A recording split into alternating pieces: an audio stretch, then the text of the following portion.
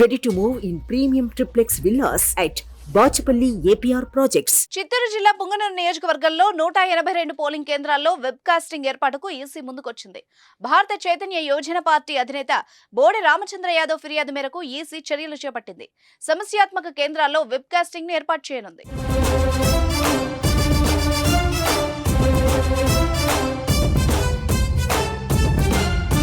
YCP కీలక నేత మంత్రి పెద్దిరెడ్డి రామచంద్రారెడ్డి అధికార దుర్వినియోగానికి పాల్పడ్డారని, ఆయన అనుచరులు తిరుపతి ఎన్నికల్లో నకిలీ ఎపిక్ కార్డులను సృష్టించి దొంగ ఓట్లు వేయించారని ఇటీవల రామచంద్ర యాదవ్ ఎన్నికల కమిషన్ కు ఫిర్యాదు చేశారు.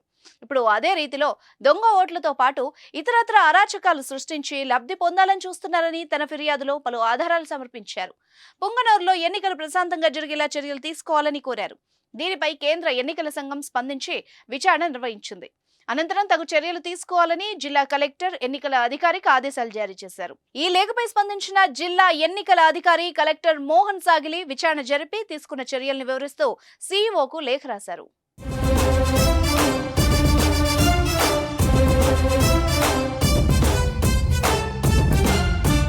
పుంగనూరు నియోజకవర్గంలో మొత్తం 262 పోలింగ్ స్టేషన్లు ఏర్పాటు చేస్తుండగా వాటిలో 182 పోలింగ్ కేంద్రాల్లో వెబ్ కాస్టింగ్ ఏర్పాటు చేస్తున్నట్టుగా తెలిపారు. ఆ పోలింగ్ కేంద్రాల్ని హైపర్ సెన్సిటివ్ గా గుర్తించి తగు చర్యలు తీసుకుంటున్నట్టు వివరించారు.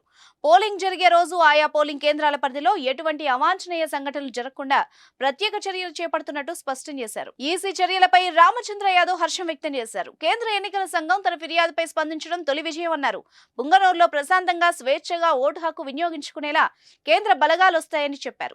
తాను స్పందించకపోయి ఉంటే మంత్రి పెద్దిరెడ్డి అరాచకాలకు హద్దే ఉండేది కాదన్నారు. మంత్రి పెద్దిరెడ్డి ఓడిపోవాలని పలువురు వైసీపీ నేతలే కోరుకుంటున్నారని తెలిపారు.